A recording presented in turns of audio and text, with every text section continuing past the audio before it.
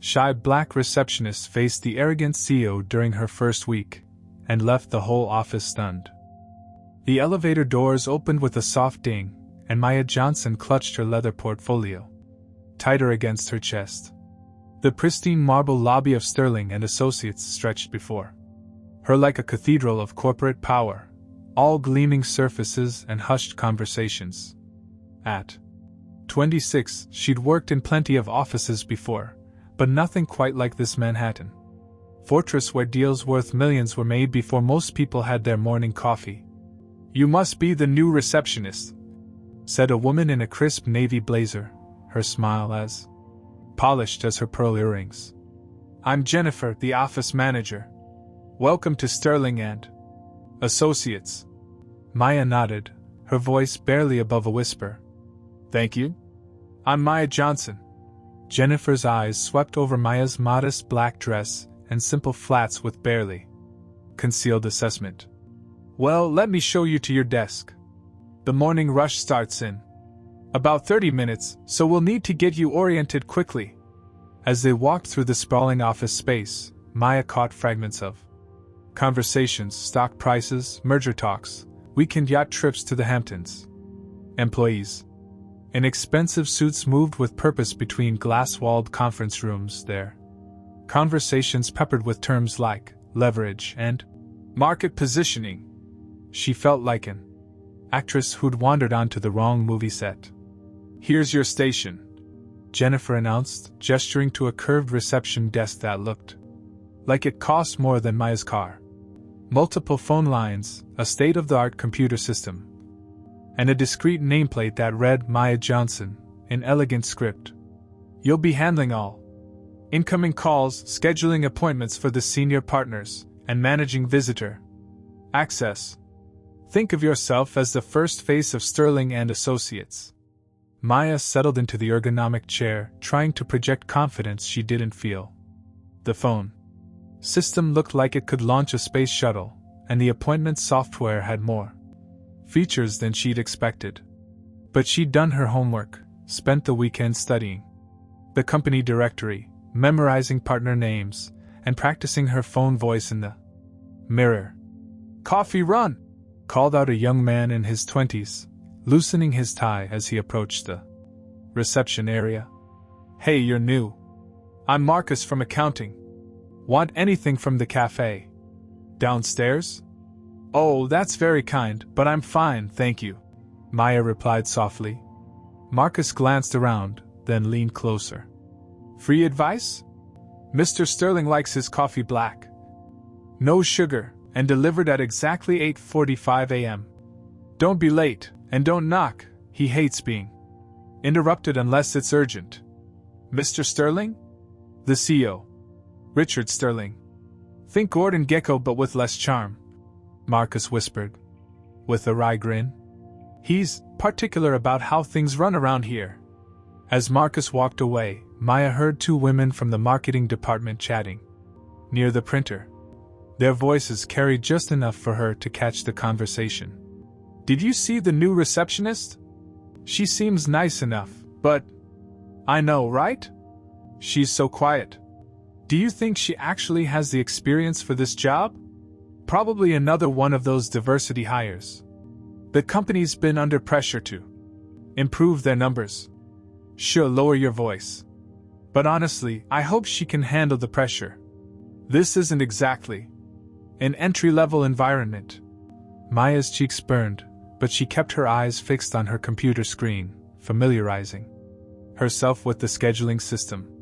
She'd heard variations of this conversation before, the subtle implications that her presence was somehow charitable rather than earned. It stung every time, but she'd learned to channel that frustration into determination. At exactly 8:30 a.m., the elevator chimed, and the office atmosphere shifted like a weather front moving in. Conversations became more focused, backs straightened, and even the coffee machine seemed to brew more quietly. Richard Sterling had arrived. Maya's first glimpse of the CEO confirmed Marcus's warning. Sterling stood about 6'2" with silver hair that looked professionally styled every morning, wearing a suit That probably cost more than most people's monthly rent.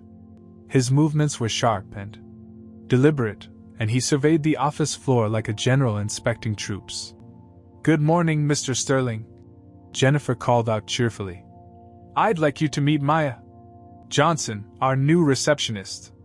Sterling's pale blue eyes fixed on Maya with the intensity of a prosecutor examining evidence. She stood, offering what she hoped was a professional smile. "Good morning, Mr. Sterling. It's an honor to work for Sterling and Associates." He didn't extend his hand. Instead, he studied her with unconcealed skepticism, taking in her appearance, her posture, her obvious nervousness. The silence stretched for what felt like an eternity. "Jennifer tells me you have experience in corporate reception," he said finally, his tone suggesting he doubted this claim. "Yes, sir.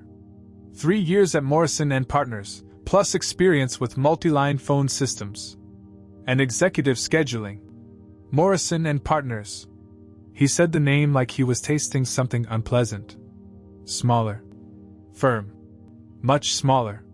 This isn't the kind of place where you can learn on the job, Miss Johnson, was it?" "Yes, sir. Maya Johnson." "Well, Maya Johnson, let me be clear about expectations.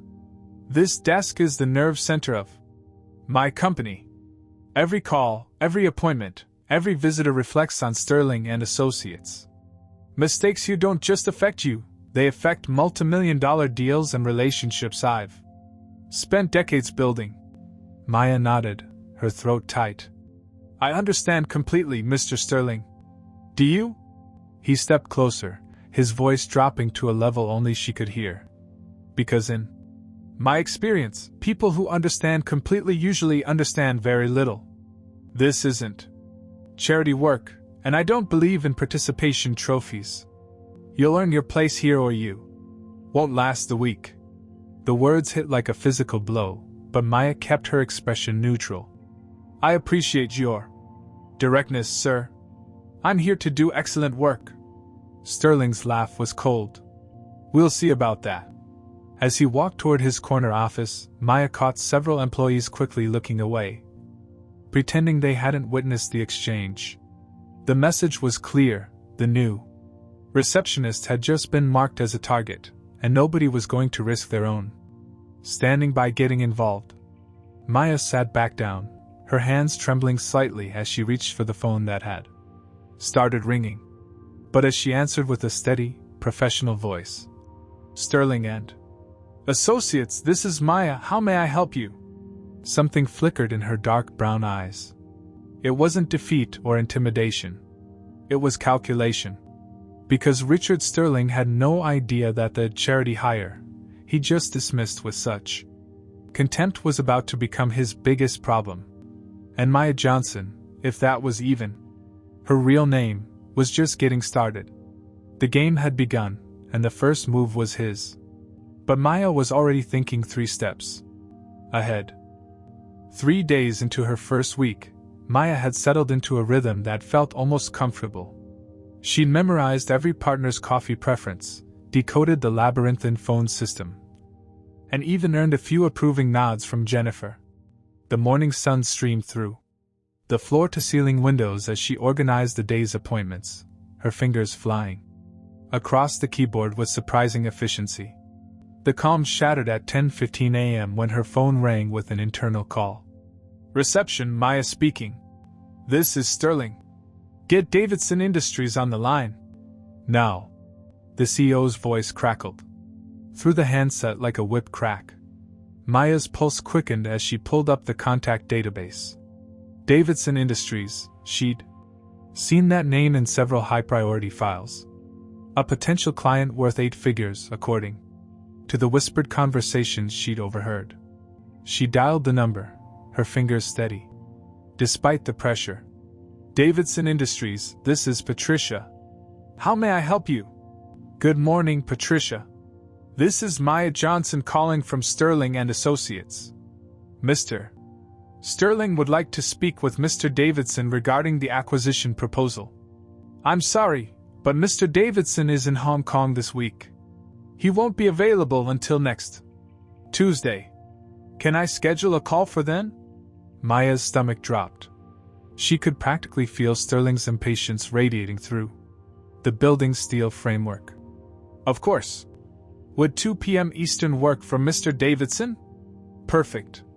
I'll send a confirmation email. Maya immediately transferred the call back to Sterling's office. Mr. Sterling? Mr. Davidson is in Hong Kong this week, but I've scheduled. What do you mean he's in Hong Kong? Sterling's voice could have frozen the Hudson River. I specifically told you to get him on the line now, not next week. Sir, his assistant explained that he's traveling and won't be available until... Hold that thought. The line went dead, and Maya's blood turned to ice water. Through the glass walls of Sterling's corner office, she could see him standing, his face dark with fury. He moved with predatory purpose toward the reception area, and conversations across the office floor gradually died as employees sensed the approaching storm. Sterling emerged from his office like a general entering a battlefield, his Italian leather shoes clicking against the marble with military precision. The entire floor seemed to hold its breath. Maya stood, straightening her shoulders, but her hands betrayed her nervousness as they smoothed her skirt. Miss Johnson. Sterling's voice carried across the open office space, ensuring every employee could hear. Would you care to explain why you're incapable of following simple instructions? Maya felt 30 pairs of eyes boring into her. Marcus from accounting had frozen halfway to the printer. The marketing team clustered near their cubicles like spectators at a public execution. Even Jennifer had emerged from her office, her face a mask of professional concern.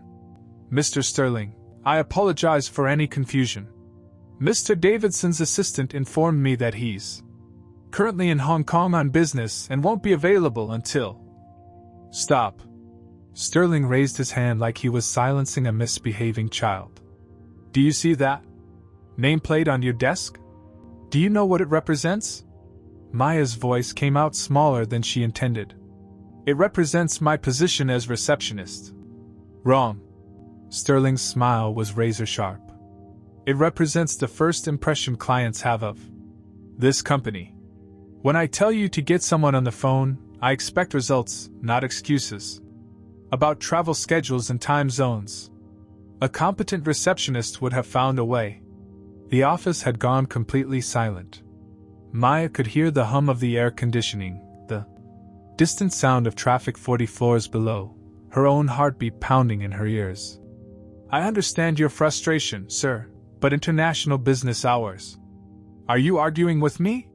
Sterling's voice rose just enough to ensure the entire floor heard every word. Because it sounds like you're making excuses for your inability to perform basic job functions. Maya felt heat creep up her neck, a familiar burn of humiliation mixed with something far more dangerous. But she kept her voice steady, almost apologetic. No, sir. I'm simply trying to explain the circumstances. The circumstances? Sterling repeated, savoring each syllable like fine wine. Let me explain the circumstances, Miss Johnson. This is a Fortune 500 company, not a community college career center. When I need something done, I don't want to hear about obstacles, I want solutions. Perhaps your previous experience didn't prepare you for this level of responsibility.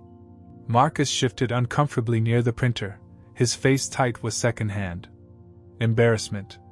2 junior associates pretended to study documents while stealing glances at the spectacle. Jennifer looked like she wanted to intervene but remained frozen in place. Maya nodded slowly, her voice barely above a whisper. You're absolutely right, Mr. Sterling. I should have been more resourceful. It won't happen again. See that it doesn't.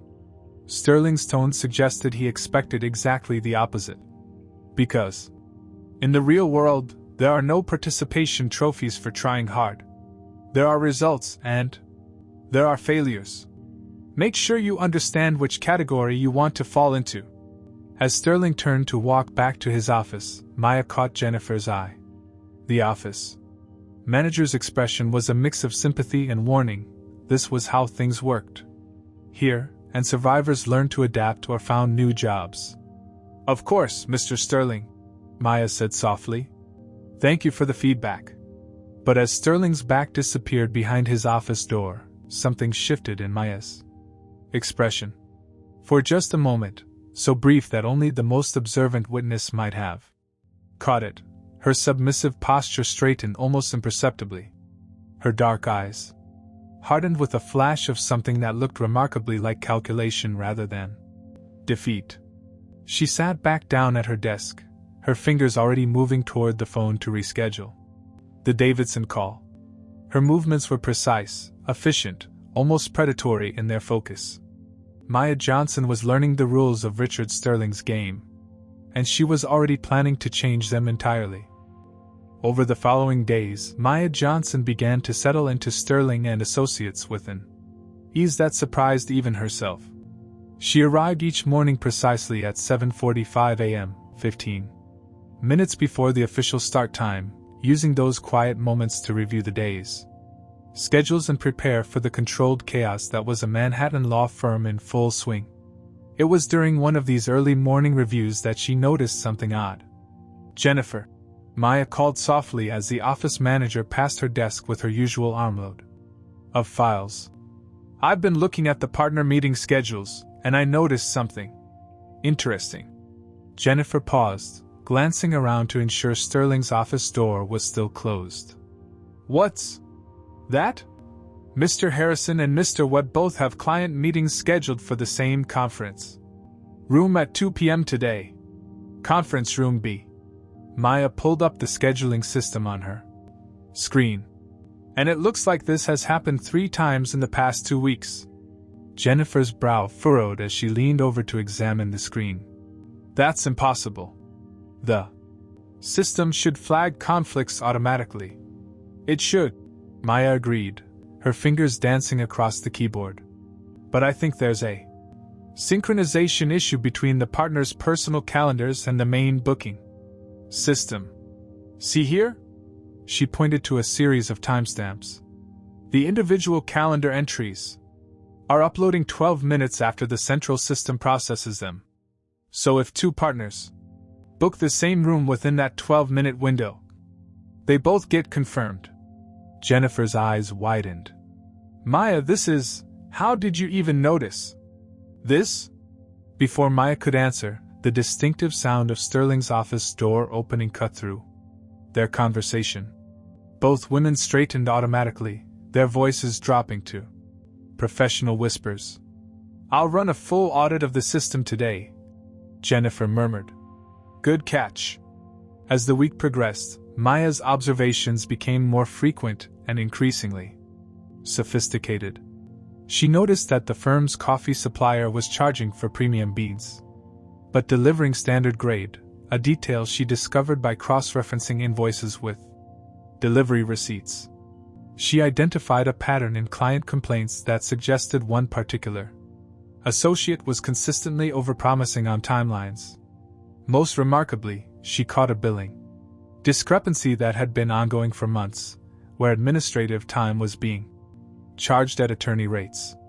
"Miss Johnson," came a voice from behind her desk on Thursday afternoon. Maya turned to find Thomas Webb, one of the senior partners, approaching with an expression of genuine curiosity. Webb was different from Sterling, older, with kind eyes behind wire-rimmed glasses and a reputation for treating staff with actual respect. "Yes, Mr. Webb. How can I help you? I understand you're the one who caught the scheduling conflicts in conference room B?" His tone was conversational rather than interrogatory. Maya nodded carefully. "I noticed some irregularities in the booking system, yes." Webb's smile was warm. "Irregularities? That's diplomatic. Jennifer tells me you've also identified several other operational improvements this week." "I hope that's appropriate, sir.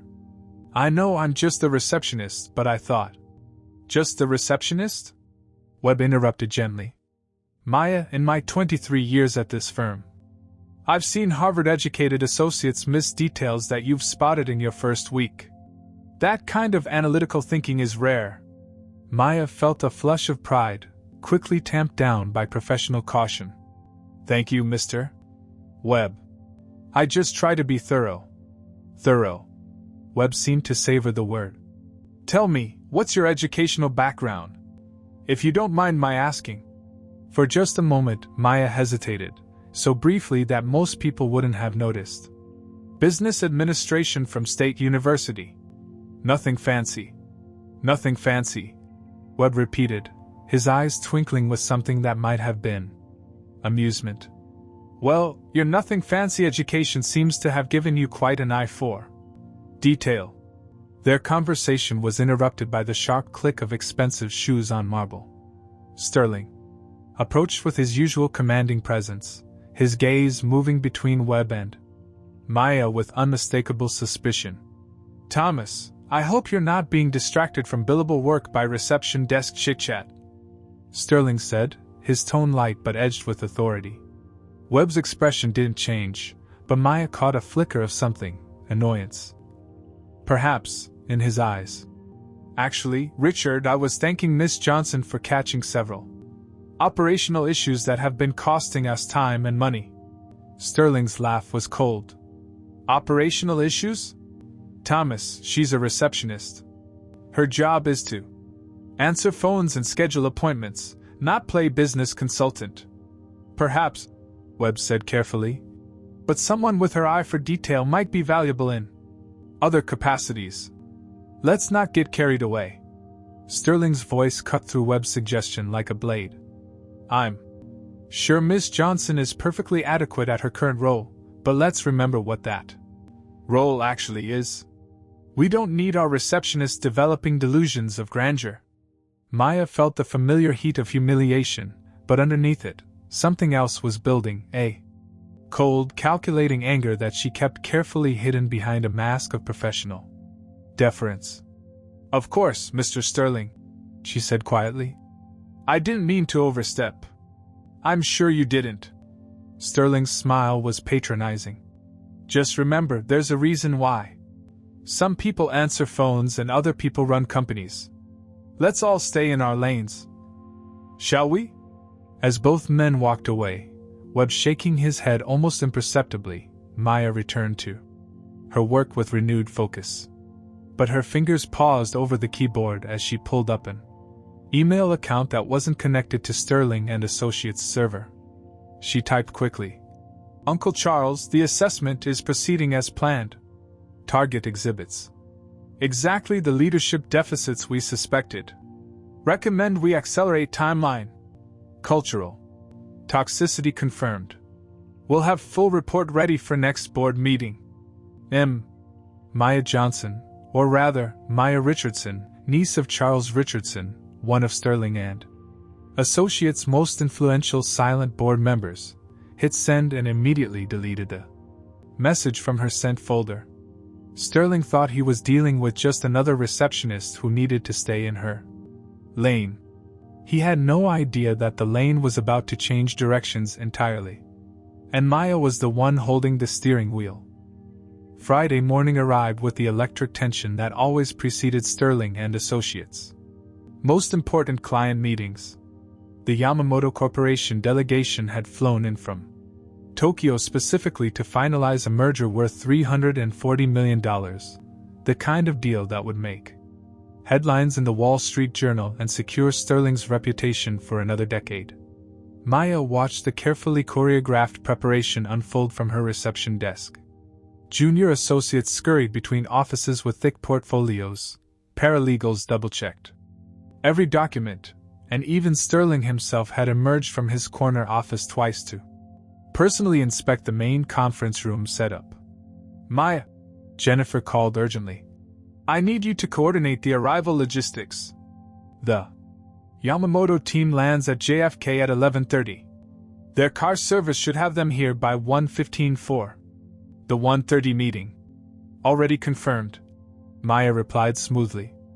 I've also arranged for their interpreter to arrive 15 minutes early, And I have their dietary preferences noted for the catered lunch at 3 p.m.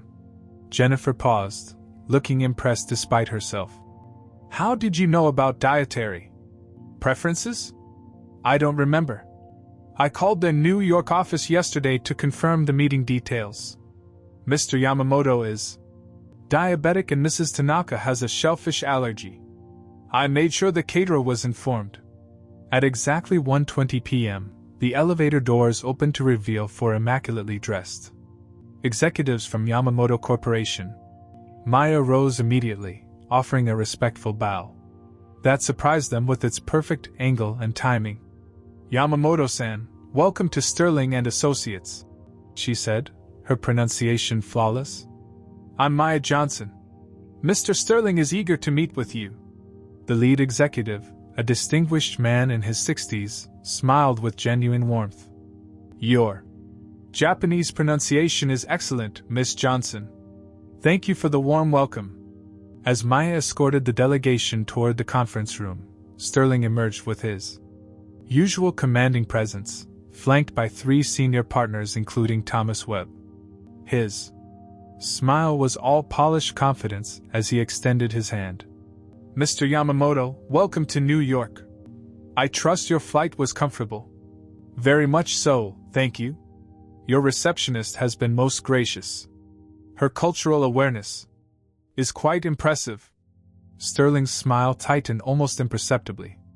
Yes, well, Miss Johnson is adequate at her duties.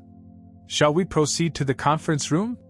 The delegation settled around the massive mahogany table, with Maya taking a discreet position near the door to handle any administrative needs.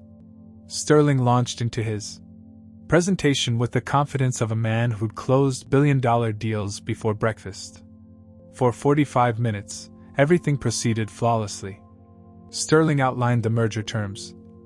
The Japanese executives asked thoughtful questions, and the mood in the room grew increasingly positive. Maya remained virtually invisible, occasionally refreshing water glasses or making notes about follow-up items. Then Sterling reached the critical moment, the final terms that would seal the deal. And as we discussed in our preliminary negotiations, the transition timeline will be 18 months, with full integration completed by Q3 of next year, Sterling announced with triumph. Mr. Yamamoto's expression shifted subtly, and he exchanged glances with his colleagues.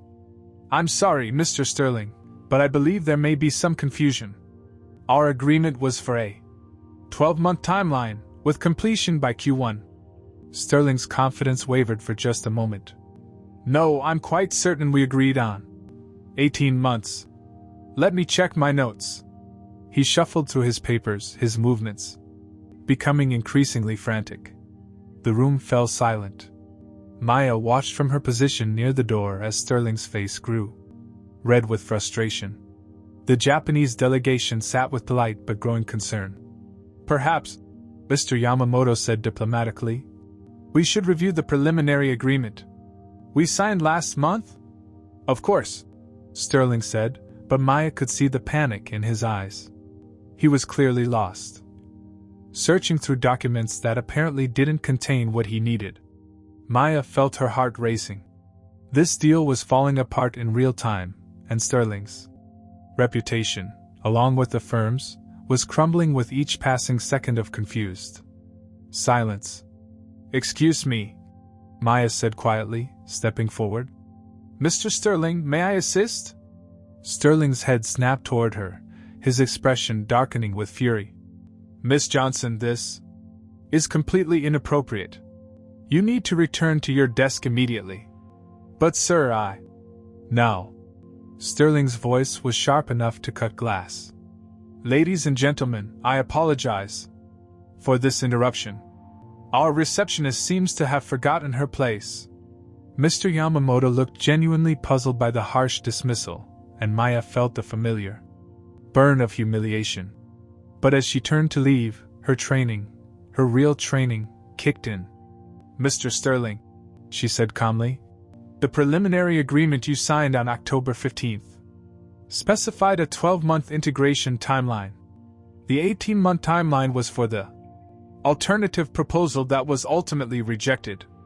Additionally, the Q1 completion date was contingent on receiving regulatory approval by December 1st, which we received last Tuesday. The room went dead silent. Sterling stared at her with a mixture of shock and rage while the Japanese delegation looked between them with growing interest.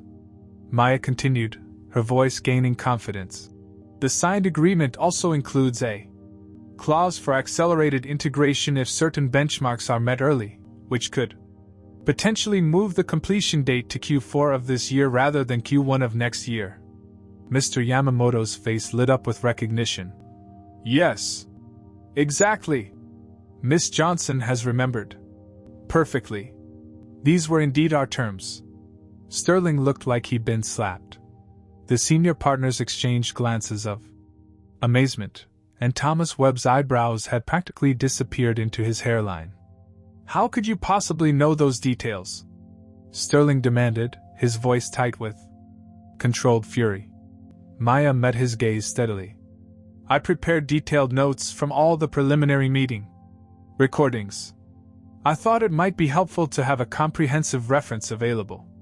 The Japanese delegation was now looking at Maya with obvious respect, while Sterling appeared to be calculating whether to thank her or fire her on the spot. Well, Mr. Yamamoto said warmly, it seems Sterling and Associates has an exceptional team. Ms. Johnson's attention to detail is remarkable. Sterling forced a smile that looked more like a grimace. Yes. Remarkable. But Maya could see the wheels turning behind his eyes, and she knew that saving his biggest deal of the year had somehow made her his biggest threat. The game was about to change dramatically. 2 weeks after the Yamamoto meeting, Sterling had convinced himself that Maya's moment of competence was nothing more than beginner's luck. He'd made sure to keep her tasks simple and closely monitored, determined to prevent any further incidents that might embarrass him in front of clients. The quarterly board meeting was scheduled for Monday morning, Sterling's favorite time to showcase his leadership and secure his position for another year. This particular meeting was especially important. He planned to present his 5-year expansion strategy, a bold plan that would triple the firm's revenue and cement his legacy as one of Manhattan's most successful legal executives. Maya arrived at her usual 7:45 a.m., but something felt different today. There was an electricity in the air, a sense that important wheels were turning behind closed doors. She'd noticed several unfamiliar faces entering the building over the past hour, distinguished individuals who moved with the quiet confidence of serious money and serious power. Maya. Jennifer approached her desk with unusual formality. The board meeting is starting at 9 a.m. sharp. Mr. Sterling wants absolute quiet on this floor. No interruptions unless it's a genuine emergency.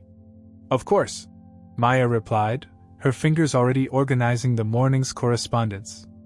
Should I hold all calls for the partners during the meeting? Yes, and Maya? Jennifer lowered her voice. This is a big one. Sterling's been preparing for months. The board will decide whether to approve his expansion plan, and there are rumors that some members have concerns about his leadership style. Maya nodded sympathetically, but inwardly, she felt a familiar surge of anticipation. I'm sure Mr. Sterling will represent the firm beautifully. At 8:55 a.m., Sterling emerged from his office looking like a conquering general.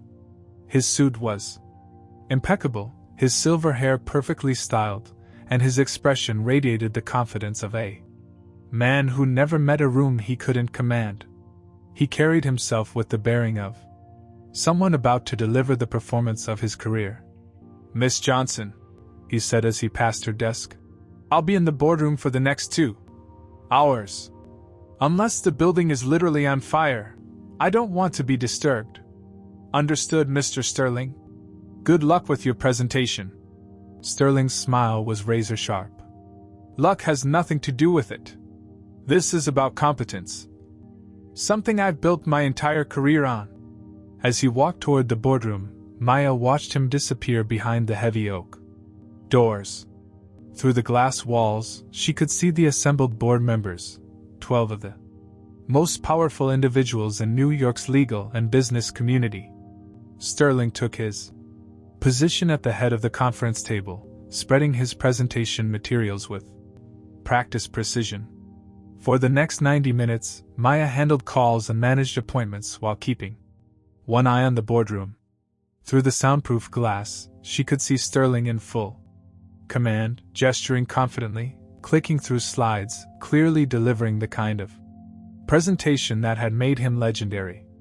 At exactly 10:30 a.m., Maya's phone buzzed with a text message. "Time to go. Uncle Charles." She took a deep breath, smoothed her modest black dress, and walked calmly toward the boardroom. Several employees glanced up curiously as the receptionist approached the sacred territory of executive decision-making, but Maya's expression was serene, almost peaceful. She knocked once on the boardroom door, a sound that cut through Sterling's mid-sentence explanation of projected quarterly earnings like a gunshot. "I specifically said no interruptions." Sterling's voice carried through the glass, his face flushing with fury. Maya opened the door and stepped inside. "I apologize for the interruption, Mr. Sterling." Every head in the room turned toward her. Sterling looked ready to explode, his carefully crafted presentation derailed by what he clearly saw as an unforgivable breach of protocol. "Miss Johnson, you are completely out of line. Return to your desk immediately and we'll discuss your employment status after this meeting." But Maya didn't retreat. Instead, she walked calmly around the conference table toward an empty chair, a chair that, Sterling suddenly realized, had been reserved and waiting. "Actually, Richard," came a familiar voice from the far end of the table, "Miss Johnson belongs exactly where she is." Sterling's head snapped toward Charles Richardson, one of the board's most influential members, a silver-haired man in his 60s whose quiet demeanor masked a steel trap. Mind and more wealth than some small countries. "Charles, I don't understand. Allow me to introduce my niece," Richardson said, his voice carrying the weight of absolute authority. "Maya Richardson. She's been conducting a comprehensive evaluation of our company's leadership culture and operational efficiency for the past 3 weeks." The silence in the room was deafening. Sterling's face went through a spectacular range of colors, red to white to a peculiar shade of green, as the implications crashed over him like a tsunami. Maya settled into her chair with quiet dignity, pulling a slim leather portfolio from her bag. "Hello, everyone. Thank you for allowing me to complete this assessment." Board members exchanged glances of recognition and anticipation. Several smiled with what looked suspiciously like satisfaction, as if they'd been waiting for this moment for quite some time. Sterling's mouth opened and closed like a fish gasping for air. You're not actually a receptionist." "Oh, but I am," Maya replied calmly. "For the past 3 weeks, I've been exactly what you believed me to be. A shy, incompetent charity hire who didn't deserve her position. The question is, Mr. Sterling, what does that make you?" The carefully constructed world of Richard Sterling, built on arrogance, dismissal, and casual cruelty, began to crumble around him as he realized the truth. The woman he'd humiliated, dismissed, and underestimated had been watching, evaluating, and documenting everything. And now, she was about to present her findings to the only people in the world who could end his career with a single vote. The boardroom door remained closed for another hour, but whispers had already begun to spread through Sterling and associates like wildfire. Marcus from accounting had seen Maya enter the sacred boardroom and not emerge. Jennifer had noticed the unusual collection of board members arriving that morning. By the time the heavy oak doors finally opened, half the office was pretending to work while straining to catch any hint of what had transpired. Sterling emerged first, his face ashen and his legendary composure completely shattered. His perfectly styled silver hair looked disheveled, as if he'd been running his hands through it repeatedly, and his expensive suit seemed to hang on him differently, like armor that had suddenly become too heavy to bear. Behind him came the board members, their expressions ranging from satisfied to grimly determined. Charles Richardson moved with the quiet authority of a man who just witnessed justice served, while other members exchanged meaningful glances that suggested significant decisions had been reached. But it was Maya who commanded attention as she stepped into the main office space. Gone was the shy, apologetic receptionist who'd spent 3 weeks deflecting cruel comments and enduring public humiliation. In her place stood a woman of quiet dignity and unmistakable authority, her dark eyes clear and purposeful. The office floor fell silent. Conversations died mid-sentence. Coffee cups paused halfway to lips. Even the perpetual hum of keyboards stopped as every employee turned to witness what felt like a seismic shift in their corporate universe. Sterling cleared his throat, attempting to reclaim some semblance of control. His voice, when it came, lacked its usual commanding edge. "Ladies and gentlemen, there's been a development regarding our recent performance review. The board has decided to implement some immediate changes to our leadership structure." Maya stepped forward, her movement graceful and deliberate. When she spoke, her voice carried clearly across the office, not loud, but possessed of a quiet strength that demanded attention. "I owe everyone here an explanation," she began, her gaze sweeping across the assembled faces. "For the past 3 weeks, I've been working among you, not just as a receptionist, but as an evaluator sent by the board to assess the true culture of this firm." Gasps rippled through the crowd. Marcus dropped his coffee cup, sending ceramic shards skittering across the marble floor. The marketing team stood frozen near their cubicles there. Earlier gossip about charity hires suddenly taking on mortifying new meaning. Jennifer's hand flew to her mouth. "Maya, we had no idea. That was the point," Maya said gently. "The board needed to understand what this workplace was really like for people who don't hold positions of power. What they discovered was deeply troubling." Sterling attempted to interrupt, his voice strained. "Now let's not blow this out of proportion. Every workplace has its challenges and—" "Mr. Sterling," Maya said quietly, turning toward him with eyes that held no malice, only sad certainty. "You've had your opportunity to speak. The board has heard your presentation. And they've also heard mine." The silence stretched like a held breath. Maya turned back to address the office, her expression growing softer but no less authoritative. "I've watched talented people remain silent while witnessing cruelty because they feared for their jobs. I've seen innovative ideas dismissed not based on merit, but on who dared to voice them. I've observed a culture where respect is rationed based on title and appearance, rather than distributed as a basic human dignity." Thomas Webb had emerged from his office, his face a mixture of vindication and relief. Other senior partners gathered at the edges of the crowd, some looking ashamed, others nodding with recognition. Maya continued, her voice growing stronger. "But I've also seen incredible competence, creativity, and dedication from people at every level of this organization. Marcus, your analysis of the quarterly projections was brilliant. Jennifer, your operational efficiency keeps this entire firm functioning. The paralegal team consistently produces work that rivals what I've seen at firms twice this size." Heads began to lift throughout the office. Backs straightened. For the first time in years, many employees felt truly seen.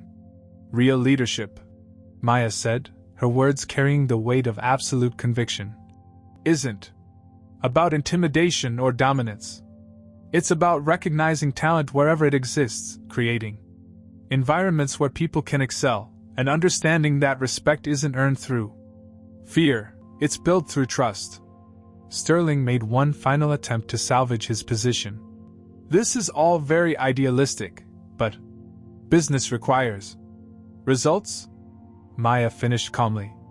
Mr. Sterling, in 3 weeks, I identified operational inefficiencies that saved this firm over $200,000. I prevented scheduling conflicts that could have cost client relationships. I helped close the Yamamoto deal that you nearly lost due to inadequate preparation. Her voice remained steady, factual. The board's decision wasn't based on idealism. It was based on demonstrable performance. Charles Richardson stepped forward, his presence commanding immediate attention. Effective immediately, Maya Richardson has been appointed as our new Director of Operations and Workplace Culture.